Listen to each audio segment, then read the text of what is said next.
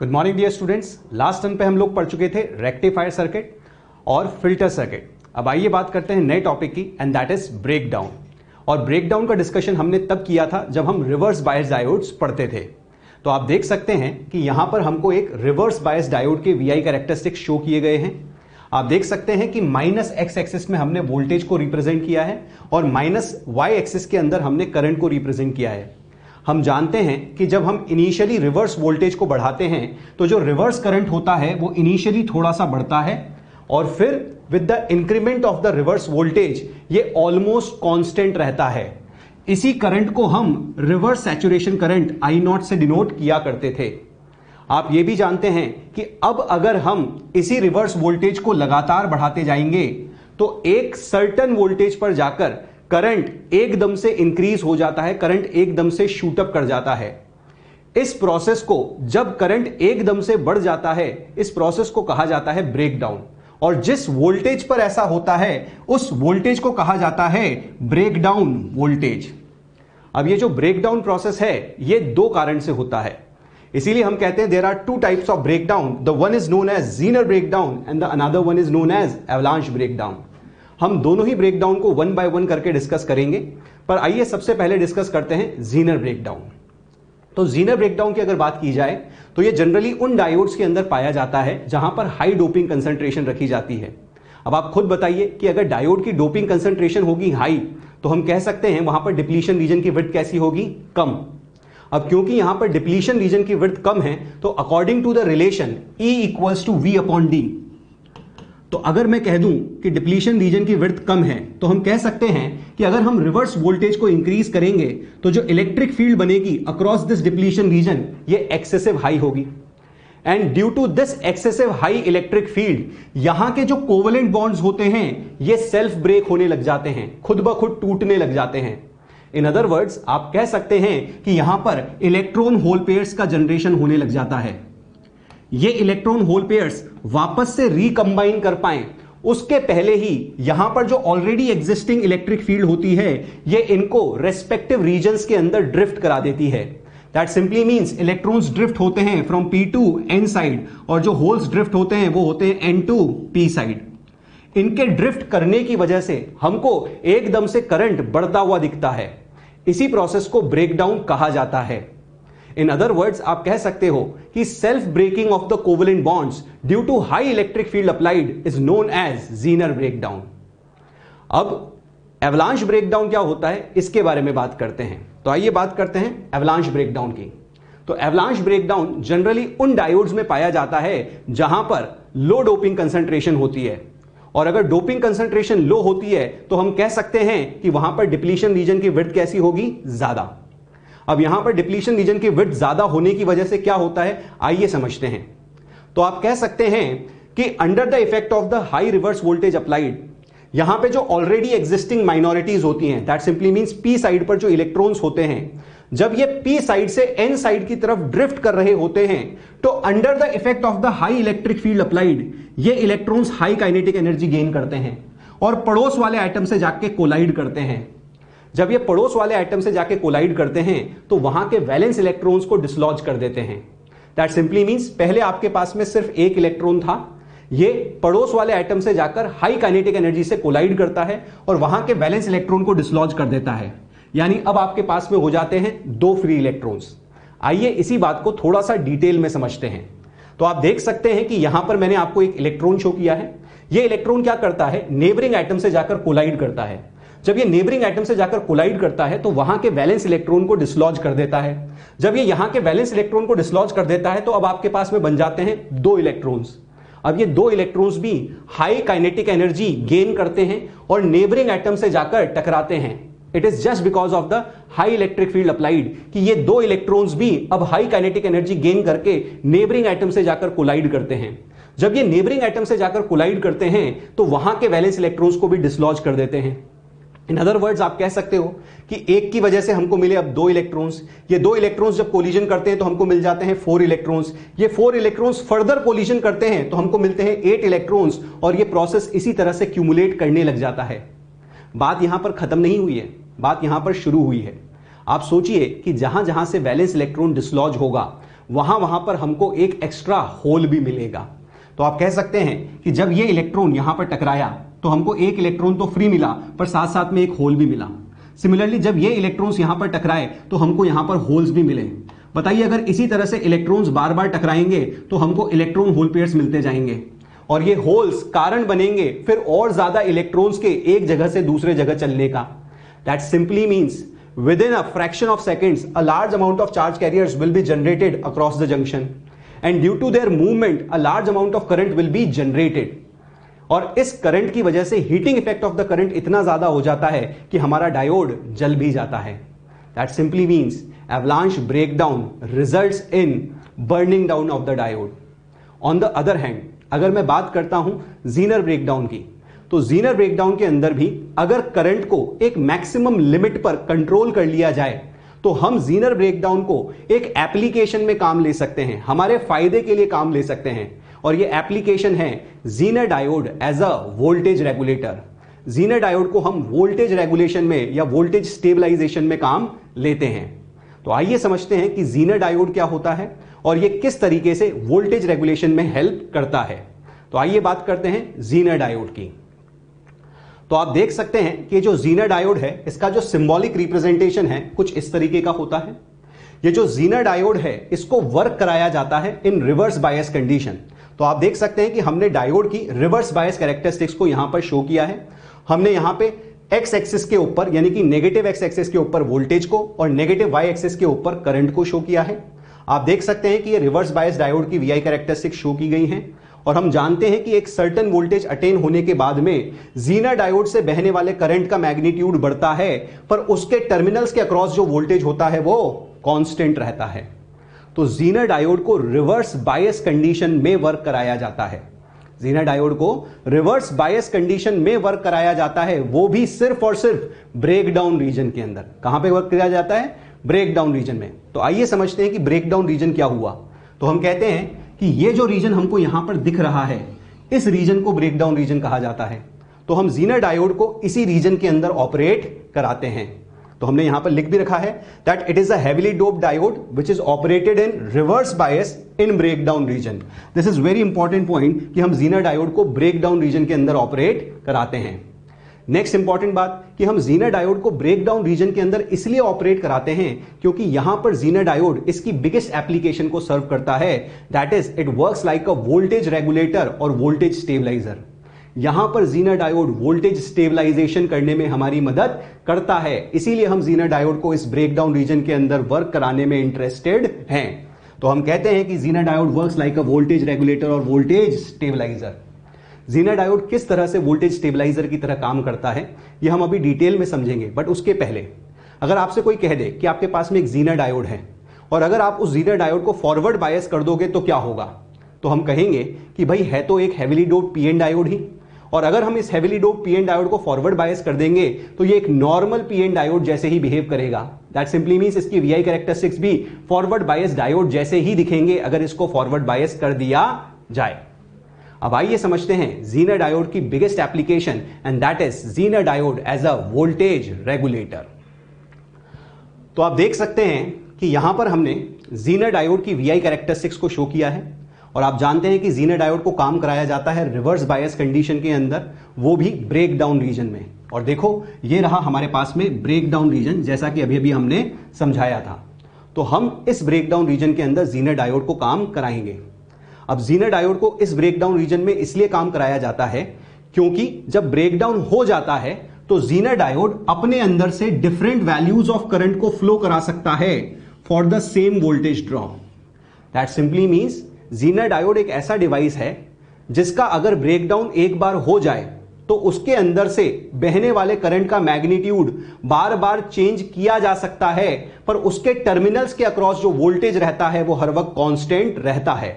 और यही कारण है कि जो जीनर डायोड है वो लोड रेजिस्टेंस पर कांस्टेंट वोल्टेज मेंटेन करने के काम आता है। अब आइए समझते हैं कि जीनर डायोड किस तरह से लोड रेजिस्टेंस पर कांस्टेंट वोल्टेज मेंटेन करता है।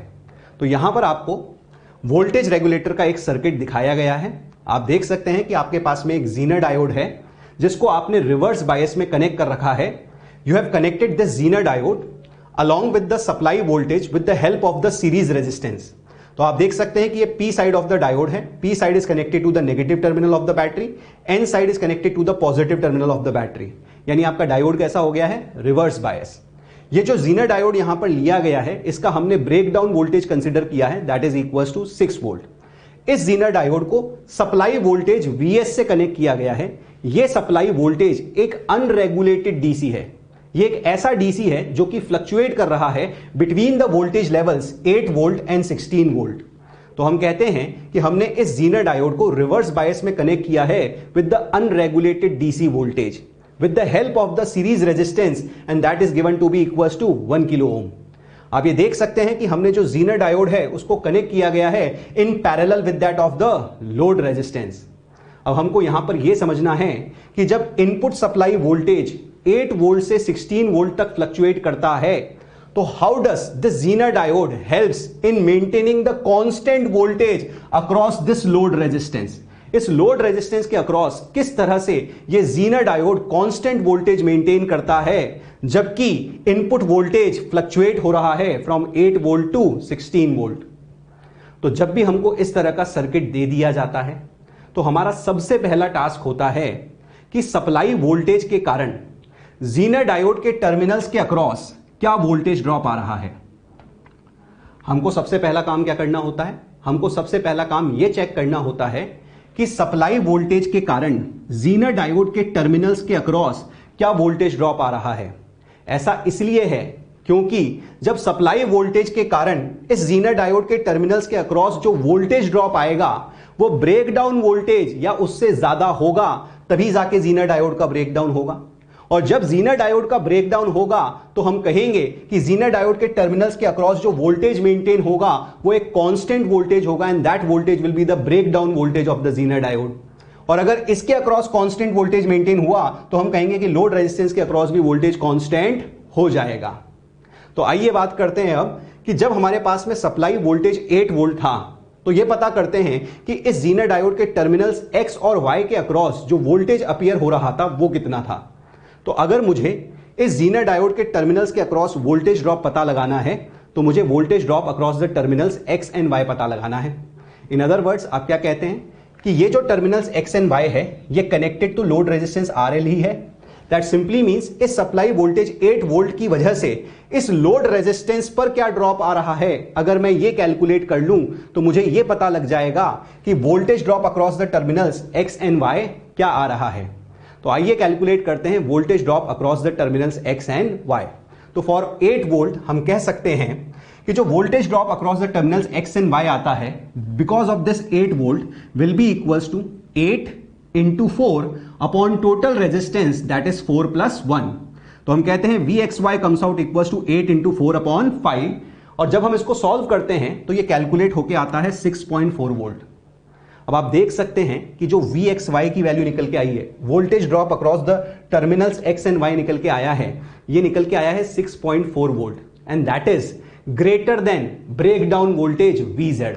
हम कह सकते हैं that this 6.4 volt is greater then VZ। और अगर हमको पता लग चुका है कि जो वोल्टेज ड्रॉप है वो ग्रेटर देन VZ है तो हम कह सकते हैं कि इस जीनर डायोड का ब्रेकडाउन हो चुका है। और अगर जीनर डायोड का ब्रेकडाउन हो चुका है तो हम कह सकते हैं कि इस टर्मिनल के अक्रॉस जो वोल्टेज मेंटेन होगा वो ब्रेकडाउन वोल्टेज के बराबर ही होगा and that will be equals to the breakdown voltage of the zener diode and that is equals to 6 volt in this case. तो हम कह सकते हैं कि यहां पर जो वोल्टेज अब मेंटेन होने वाला है across the terminals X and Y that will be equals to 6 volt. और अगर आपको X और Y टर्मिनल्स के अक्रॉस जो वोल्टेज मेंटेन हो रहा है अगर वो 6 वोल्ट इस केस के अंदर मिल चुका है तो बताइए कि आप आसानी से कैलकुलेट कर सकते हैं कि ये जो करंट IL आएगा इस केस के अंदर वो क्या होगा।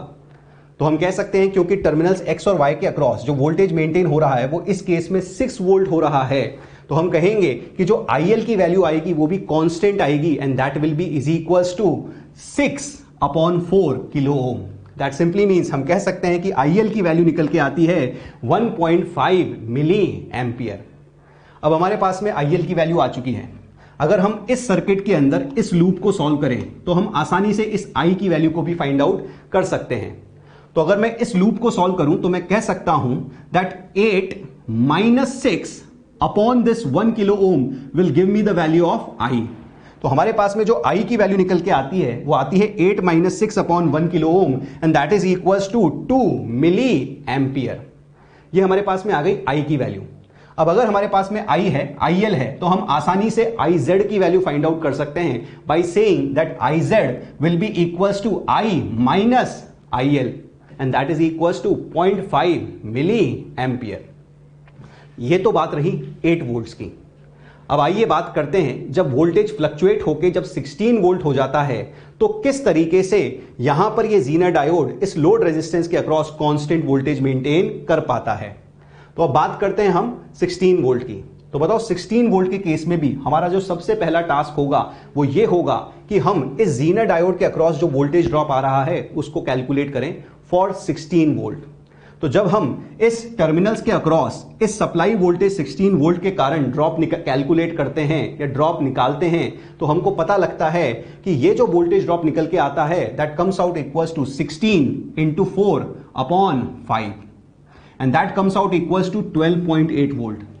अब आप जानते हैं कि जो 12.8 वोल्ट है ये भी इस ब्रेकडाउन वोल्टेज से ज्यादा है।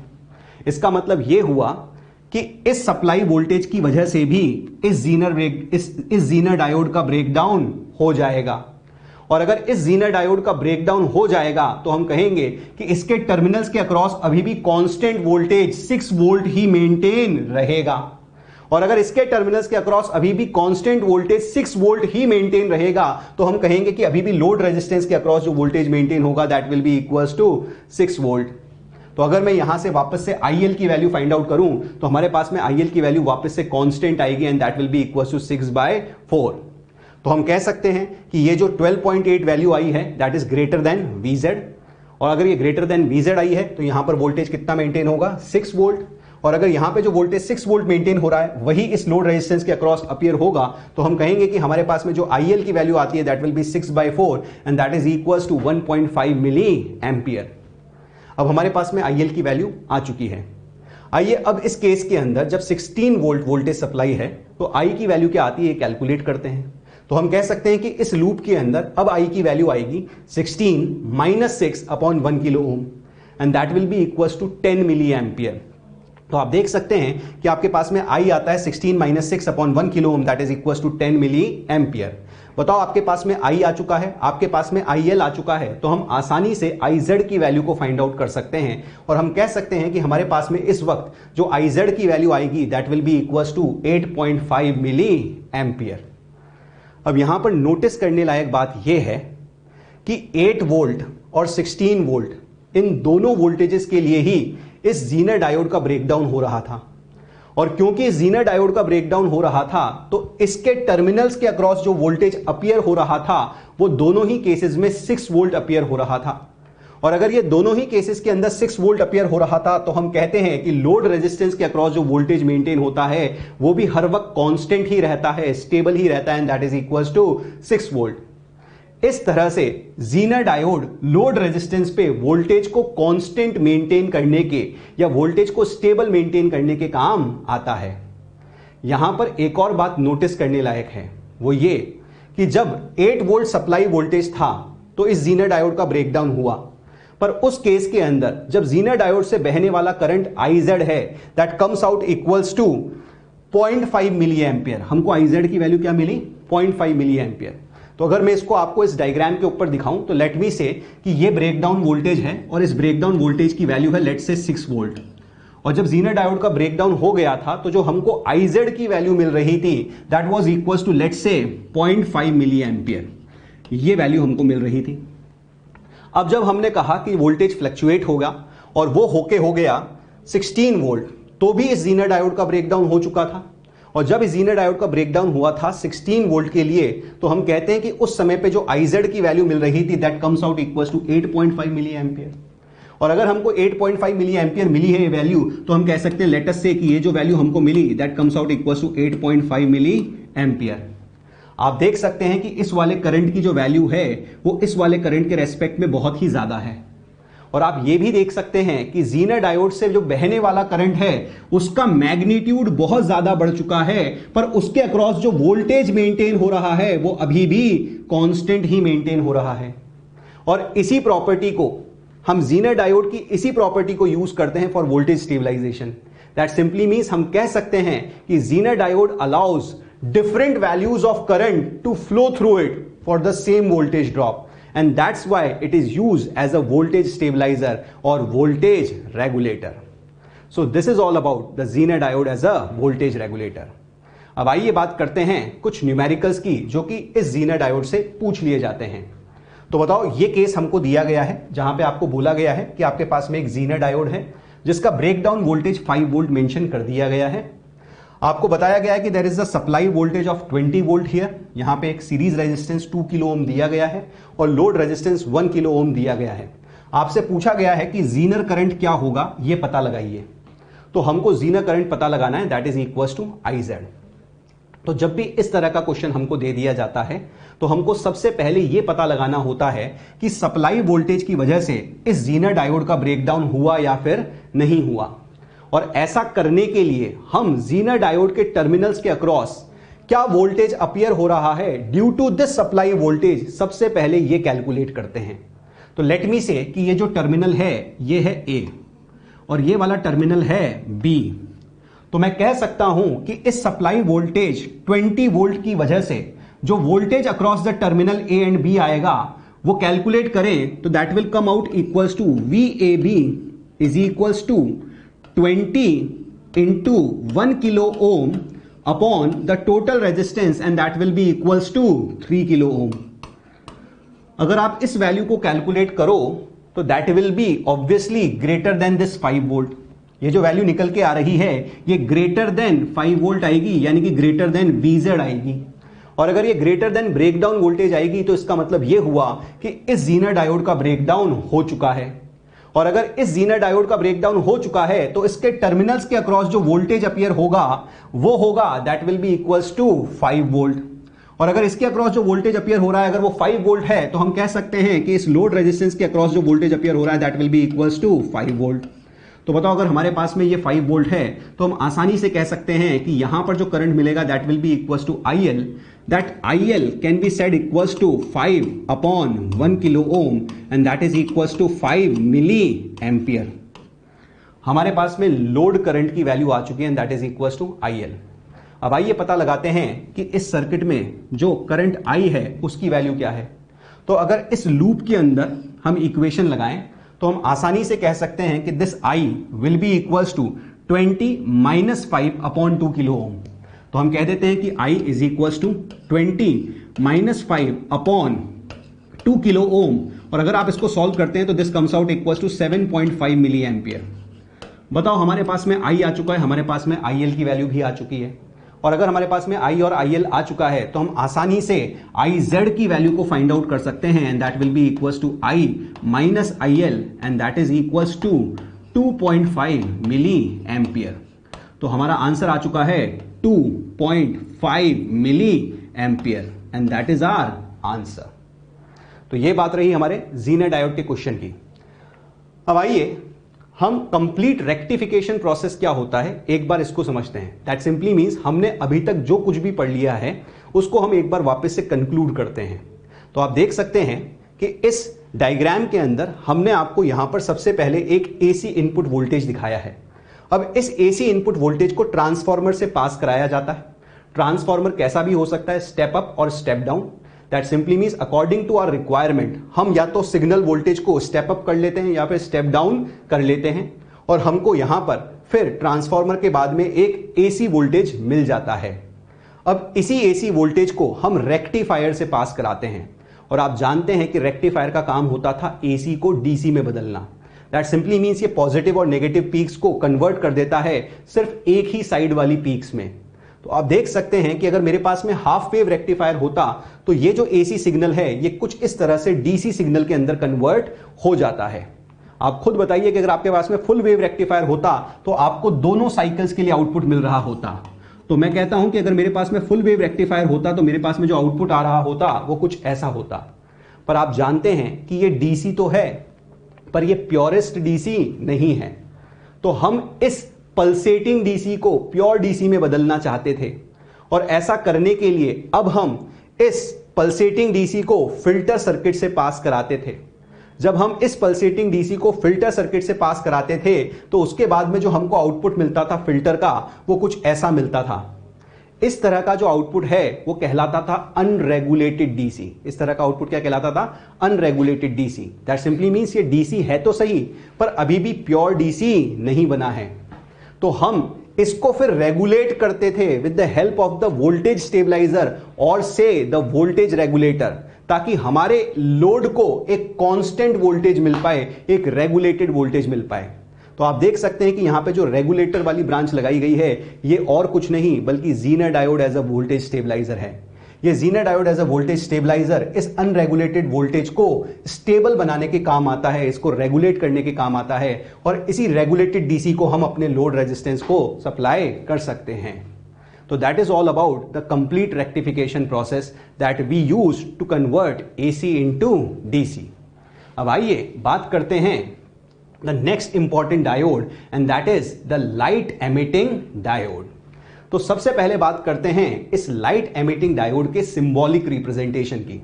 तो आप देख सकते हैं कि ये जो लाइट एमिटिंग डायोड है इसका सिंबॉलिक रिप्रेजेंटेशन होता है कुछ इस तरीके का कि आपके पास में एक डायोड है और क्योंकि ये लाइट फोटोन्स को एमिट कर रहा है, हम यहां पर ये 3 एरोज दिखा देते हैं that it is emitting the light photons. Now अब आइए बात करते हैं इसके वर्किंग की। तो ये जो एलईडी होता है इसको फॉरवर्ड बायस में काम कराया जाता है। LED is operated in forward bias, और ऐसा करने के लिए हम पी साइड को positive terminal of the battery से और एन साइड को negative terminal of the battery से कनेक्ट कर देते हैं। और आप जानते हैं कि हम जब भी डायोड को फॉरवर्ड बायस करते हैं तो फॉरवर्ड बायस करने की वजह से जो पोटेंशियल बैरियर है वो डिक्रीज करता है। आप जानते हैं कि पोटेंशियल बैरियर का काम हुआ करता था डिफ्यूजन को अपोज करना, यानी कि मेजॉरिटी चार्ज कैरियर्स को अपोज करना। अब आप खुद बताइए कि अगर आपने इस डायोड को फॉरवर्ड बायस कर दिया है तो ये पोटेंशियल बैरियर को डिक्रीज कर देता है, और अगर ये पोटेंशियल बैरियर को डिक्रीज कर देता है तो जो मेजॉरिटी चार्ज कैरियर्स हैं अब वो एक रीजन से दूसरे रीजन की तरफ डिफ्यूज करना स्टार्ट करते हैं। तो जब ये चार्ज कैरियर्स एक रीजन से दूसरे रीजन की तरफ डिफ्यूज करना स्टार्ट करते हैं तो फिर ये लोग जंक्शन के पास जाकर एक दूसरे से रिकंबाइन होने लगते हैं। अब यहां पर समझने लायक बात यह है कि एन साइड के जो इलेक्ट्रॉन्स हैं वो पी साइड के होल्स के साथ में जाकर रिकंबाइन करने लगते हैं। बताओ, एन साइड पर जो इलेक्ट्रॉन्स दिखाए गए हैं ये हैं फ्री इलेक्ट्रॉन्स, ये है कंडक्शन इलेक्ट्रॉन्स। और आप जानते हैं कि जो कंडक्शन इलेक्ट्रॉन्स होते थे उनकी एनर्जी को कंडक्शन बैंड में रिप्रेजेंट किया जाता था। आप देख सकते हैं कि जो पी साइड पर होल्स दिखाए गए हैं ये इनकी एनर्जी कंडक्शन इलेक्ट्रॉन्स के रेस्पेक्ट में कम होती है और इनकी एनर्जी को वैलेंस बैंड में रिप्रेजेंट किया जाता था। तो कंडक्शन इलेक्ट्रॉन्स की एनर्जी ज्यादा है और वैलेंस बैंड में पाए जाने वाले होल्स की एनर्जी कम है। हम कहते हैं कि डिफ्यूजन की वजह से जब रिकॉम्बिनेशन होता है तो ये जो इलेक्ट्रॉन्स हैं ये रिकंबाइन कर जाते हैं होल्स के साथ में, और अगर इलेक्ट्रॉन्स होल्स के साथ में जाकर रिकंबाइन हो रहे हैं तो इसका मतलब यह हुआ कि इलेक्ट्रॉन्स अपनी एनर्जी को लूज करके होल्स के साथ में रिकंबाइन कर रहे हैं। और यही कारण है कि ये जो इलेक्ट्रॉन्स हैं अपनी एनर्जी को लाइट फोटोन के रूप में लिबरेट करते हैं और हमको इस डायोड से लाइट बाहर आते हुए नजर आती है। तो इसीलिए हम इस डायोड को कहते हैं लाइट एमिटिंग डायोड। अब यहां पर ये जो लाइट एमिट हो रही है, अगर हम इसकी एनर्जी की बात करें तो हम कहते हैं कि जो लाइट एमिट हो रही है इस लाइट एमिटिंग डायोड से ये either equals to the band gap of the material होता है या फिर उससे कुछ कम होता है। अब ऐसा क्यों होता है आइए समझते हैं। ऐसा इसलिए होता है क्योंकि जो एलईडी के अंदर सेमीकंडक्टर मटेरियल यूज किया जाता है, जब यहां पर रिकॉम्बिनेशन होता है तो वहां पर 4 तरह के रिकॉम्बिनेशन पॉसिबल हो पाते हैं।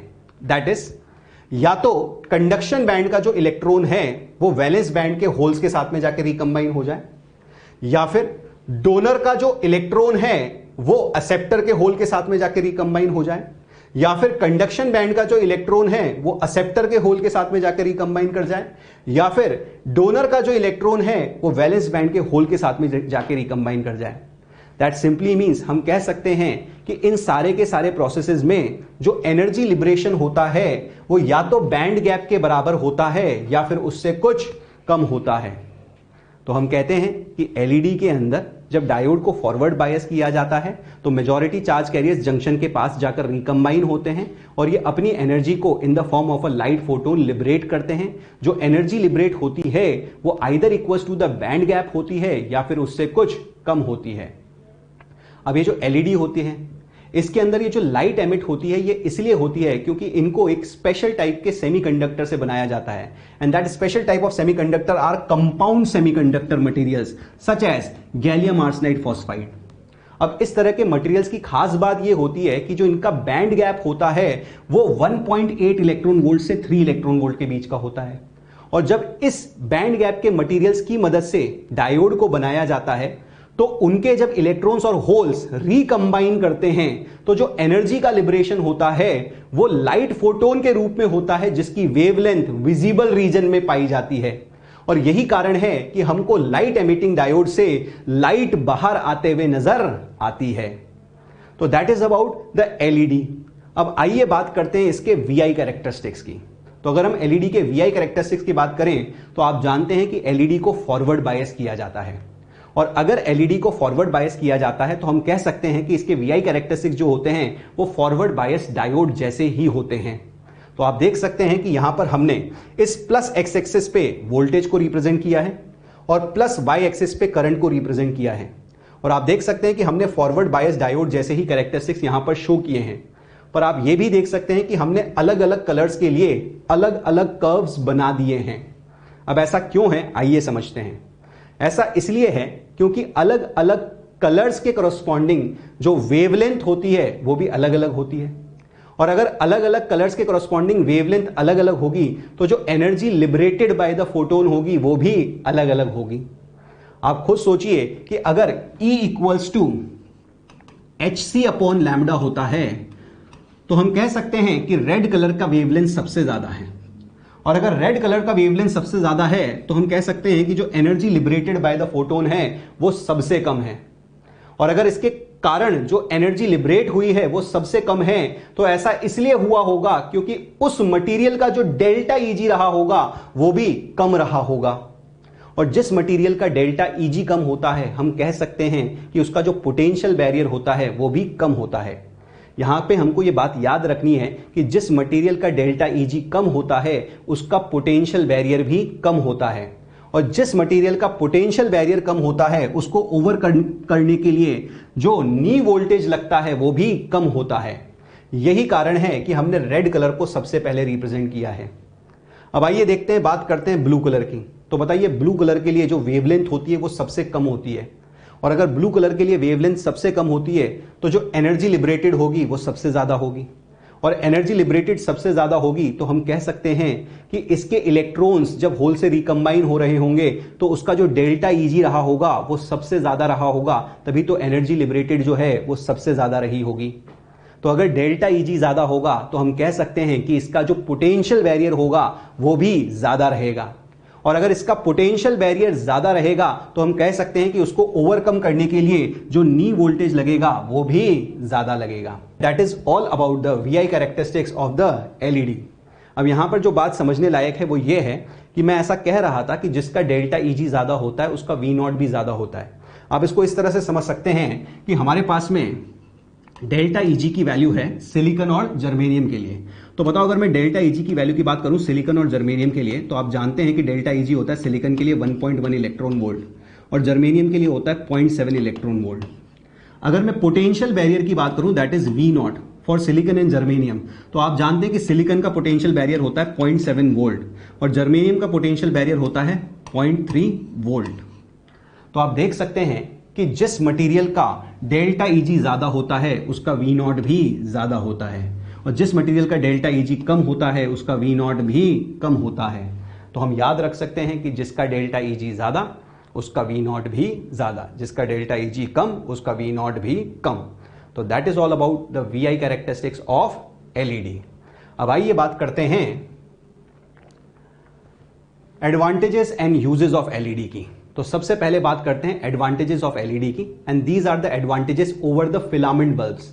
दैट इज जो बल्ब्स हम पहले यूज किया करते थे फिलामेंट वाले लट्टू, उनके कंपैरिजन में एलईडी की क्या एडवांटेजेस है इसके बारे में वन बाय वन डिस्कशन करते हैं।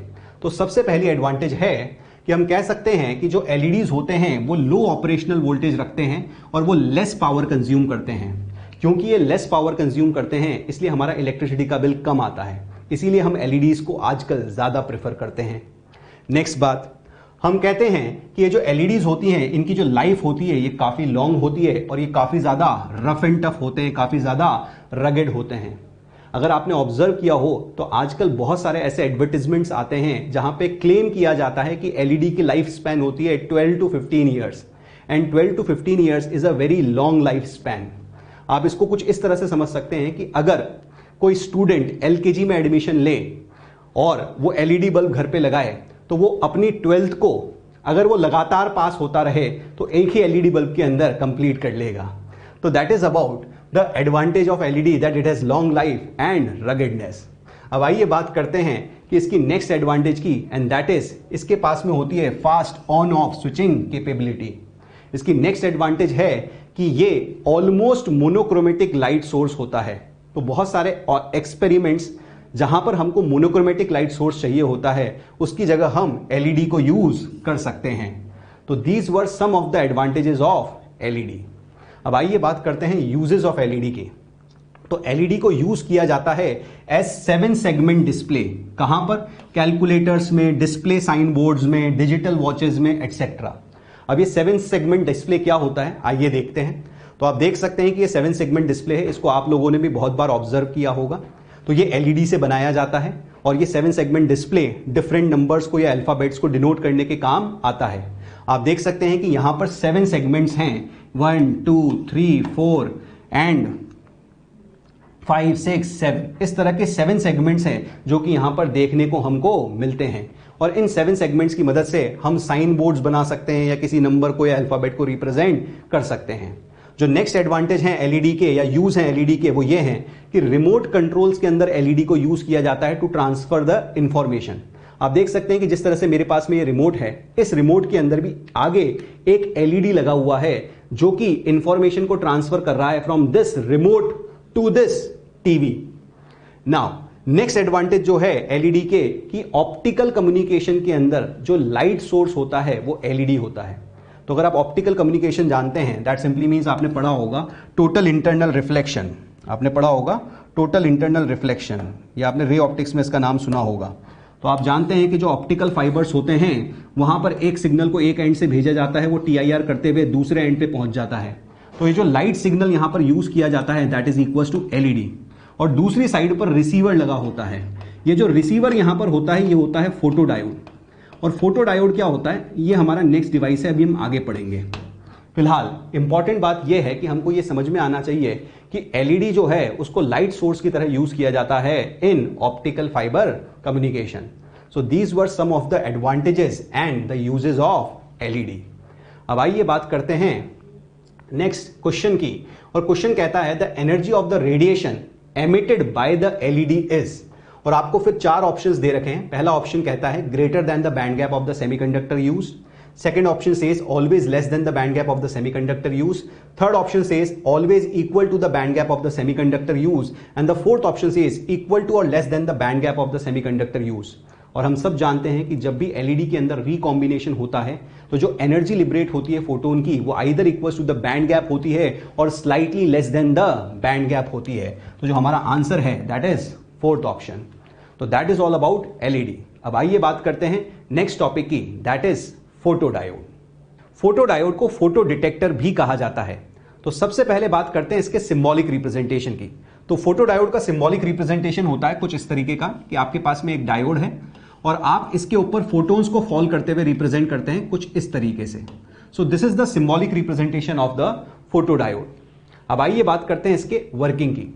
तो फोटो डायोड को रिवर्स बायस में काम कराया जाता है और ऐसा करने के लिए हम पी साइड को negative terminal of the battery से और एन साइड को positive terminal of the battery से कनेक्ट कर देते हैं। तो आप देख सकते हैं कि हमारे पास में एक पीएन डायोड है और अब ये रिवर्स बायस हो चुका है। और हम जानते हैं कि रिवर्स बायस डायोड के अंदर जो करंट होता है वो नेग्लिजिबल सा करंट होता है और उस करंट को हम रिवर्स सैचुरेशन करंट कहा करते थे।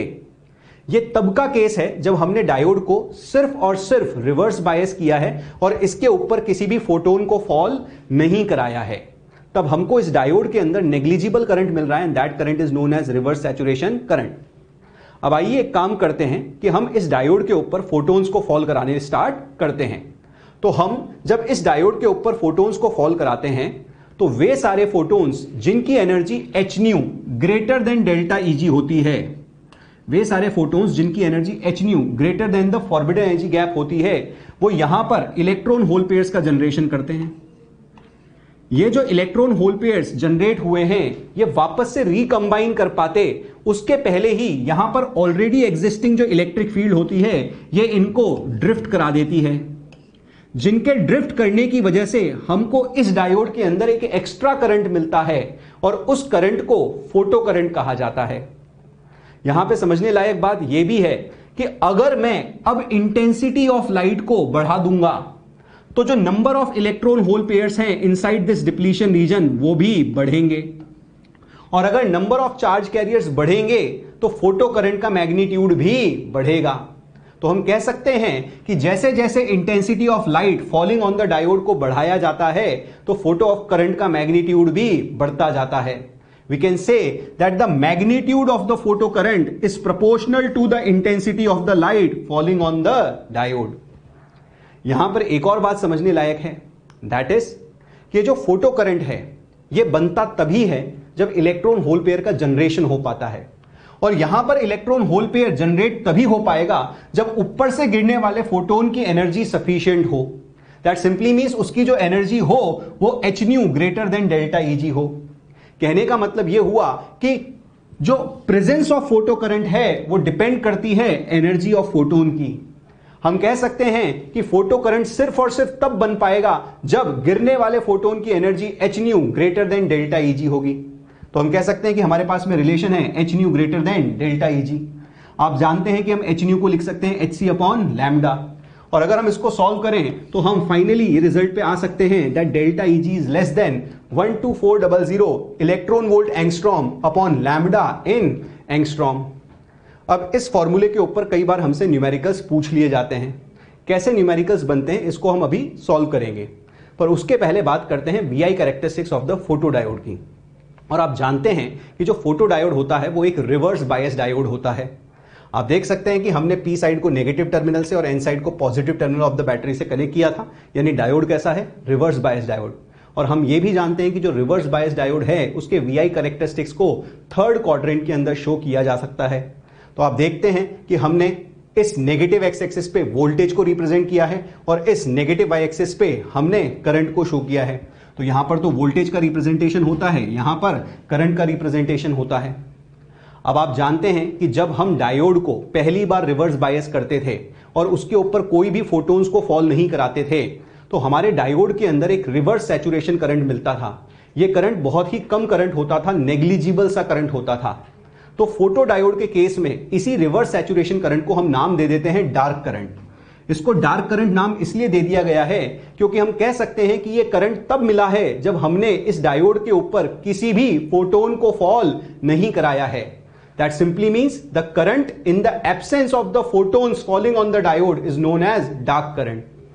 अब आप क्या करते थे, अब आप इस डायोड के ऊपर फोटोन्स की इंटेंसिटी को धीरे धीरे करके बढ़ाने लगते थे।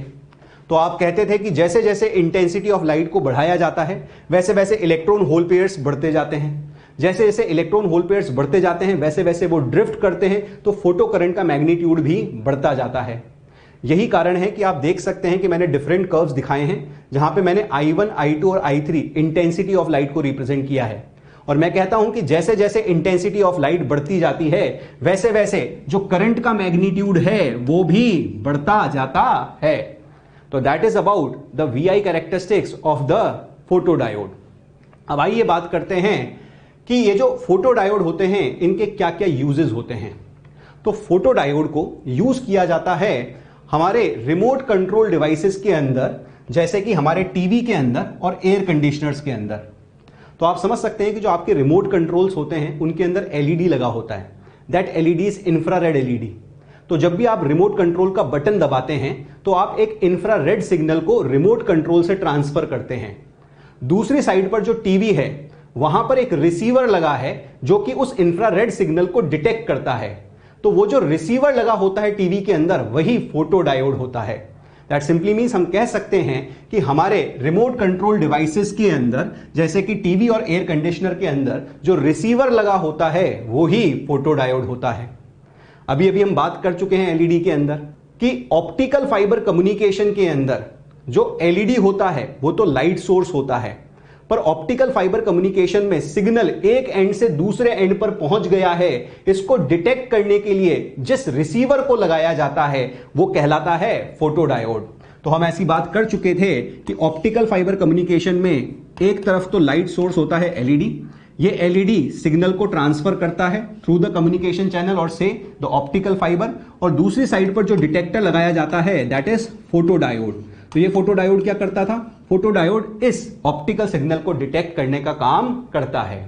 नेक्स्ट बात हम कह सकते हैं कि जो फोटोडायोड है ये डीमॉड्यूलेशन का काम करता है in the optical signal. That simply means it is doing the work of detection of the optical signals at the receiver end. तो that is all about photodiode. तो आइए बात करते हैं नेक्स्ट न्यूमेरिकल की बेस्ड ऑन फोटोडायोड। और ये numerical कहता है कि a PN photodiode is fabricated from a semiconductor material with a band gap of 2.5 electron volt. It can detect a signal of wavelength. और फिर आपको 4 ऑप्शंस दिए गए हैं, यानी कि इस क्वेश्चन में आपको ये बताया गया है कि आपके पास में जो पीएन डायोड है उसका जो सेमीकंडक्टर मटेरियल है उसका बैंड गैप है 2.5 इलेक्ट्रॉन वोल्ट। आपको बताना है कि ये पीएन डायोड किस वेवलेंथ के सिग्नल को डिटेक्ट कर पाएगा। और हम सब लोग जानते हैं कि हमारे पास में पीएन डायोड में एक रिलेशन होता है that delta easy is less than 12400 upon lambda in angstrom. अब इस न्यूमेरिकल के अंदर हमको लैम्डा की वैल्यू को फाइंड आउट करना है, तो क्या मैं कह सकता हूं that lambda will be less than 12400 upon delta easy. तो बताइए अगर मैं इस डेल्टा ईजी की वैल्यू को यहां पे 2.5 इलेक्ट्रॉन वोल्ट सब्सटीट्यूट कर दूं तो हमारे पास में जो रिलेशन आएगा that will be is equals to lambda less than 12400 upon 2.5। जब हम इसको सॉल्व करते हैं तो ये वैल्यू निकल के आती है 4960 एंगस्ट्रॉम। दैट सिंपली मीन्स हमारा जो लैम्डा होना चाहिए that should be less than 4960 angstrom. और अगर मैं ऑप्शंस के अकॉर्डिंगली चेक करूं तो फर्स्ट ऑप्शन ही हमारा आंसर है। दैट सिंपली मींस हम कह सकते हैं कि जो लैम्डा की वैल्यू है वो 4960 एंगस्ट्रॉम से कम है and that will be our first answer. अब आइए बात करते हैं नेक्स्ट टॉपिक की and the next topic is solar cell. और हम सब लोग जानते हैं कि सोलर सेल का काम होता है सोलर रेडिएशंस को इलेक्ट्रिसिटी में कन्वर्ट करना। तो आइए बात करते हैं सोलर सेल की। सबसे पहले बात करते हैं इसके सिंबॉलिक रिप्रेजेंटेशन की। तो जो सोलर सेल है उसका सिंबॉलिक रिप्रेजेंटेशन होता है कुछ इस तरीके का कि आपके पास में है एक सेल और इसके ऊपर आप सोलर रेडिएशंस को फॉल करा देते हैं। तो this is the symbolic representation of this solar cell. Solar cell का क्या काम है? That it converts solar radiations into electricity. Solar cell का जो वर्किंग प्रिंसिपल होता है वो सेम होता है as that of the photodiode. That is photons के गिरने के कारण वोल्टेज का जनरेट होना, और इस इफेक्ट को कहा जाता है photovoltaic effect. But solar cell में एक डिफरेंस होता है, वो ये कि यहां पर किसी भी बायसिंग को नहीं किया जाता। आप याद कीजिए कि आप डायोड को, जो कि फोटोडायोड था, उसको आप रिवर्स बायस कंडीशन में वर्क कराते थे। हम सोलर सेल के अंदर कोई बायसिंग नहीं करते। ऐसा इसलिए है क्योंकि सोलर सेल का काम होता है सूरज से एनर्जी लेना और फिर इलेक्ट्रिसिटी में कन्वर्ट करना। इसका काम हमारी बैटरी से एनर्जी लेके सूरज को देना नहीं होता है। एंड दैट्स व्हाई वी से कि सोलर सेल को कोई बायसिंग की जरूरत नहीं होती है। अब आइए समझते हैं कि सोलर सेल किस तरह से वर्क करता है। तो आप देख सकते हैं कि आपके पास में एक पीएन जंक्शन है और अब आप उस पीएन जंक्शन के ऊपर सोलर रेडिएशंस को फॉल कराते हैं। For all those solar radiations whose energy h nu is greater than delta E g, यहां पर इलेक्ट्रॉन होल पेयर्स का जनरेशन होता है। ये इलेक्ट्रॉन होल पेयर्स वापस से रिकंबाइन कर पाते उसके पहले ही ये ऑलरेडी एग्जिस्टिंग इलेक्ट्रिक फील्ड इन इलेक्ट्रॉन होल पेयर्स को ड्रिफ्ट करा देती है to the respective sides. That simply means electrons जो हैं वो p से n की ओर ड्रिफ्ट करते हैं और जो होल्स होते हैं वो n से p की ओर ड्रिफ्ट करते हैं। जब ये चार्ज कैरियर्स ड्रिफ्ट करते हैं तो n रीजन के अंदर इलेक्ट्रॉन्स आकर अक्यूमुलेट हो जाते हैं और p रीजन के अंदर होल्स आकर अक्यूमुलेट हो जाते हैं, giving rise to a voltage, and this type of voltage is known as photo voltage। तो आप देख सकते हैं कि ये जो है अब एक सेल बन चुका है, और हम जानते हैं कि सेल के अंदर जो मैक्सिमम पोटेंशियल डिफरेंस होता है वो तब मिलता है जब हम सेल को ओपन सर्किट रखते हैं, यानी कि हम उससे कोई भी सर्किट को कनेक्ट नहीं करते हैं। तो अगर इसी बात को हम VI कैरेक्टरिस्टिक्स से समझें तो कुछ इस तरह से कह सकते हैं कि these are the VI characteristics of the cell, और इस सेल के अंदर हमको मैक्सिमम पोटेंशियल डिफरेंस तब मिलेगा जब हम इस सर्किट को रखेंगे ओपन सर्किट। तो आप देख सकते हैं कि ये ओपन सर्किट वोल्टेज यहां पर रिप्रेजेंट किया गया है, पर जहां पर ओपन सर्किट वोल्टेज रिप्रेजेंट किया गया है वहां पे आप देख सकते हैं कि करंट की वैल्यू है 0। अब ऐसा इसलिए है क्योंकि कोई सर्किट ही नहीं है, ये ओपन सर्किट है, जो करंट की वैल्यू आएगी वो कैसी आएगी, 0।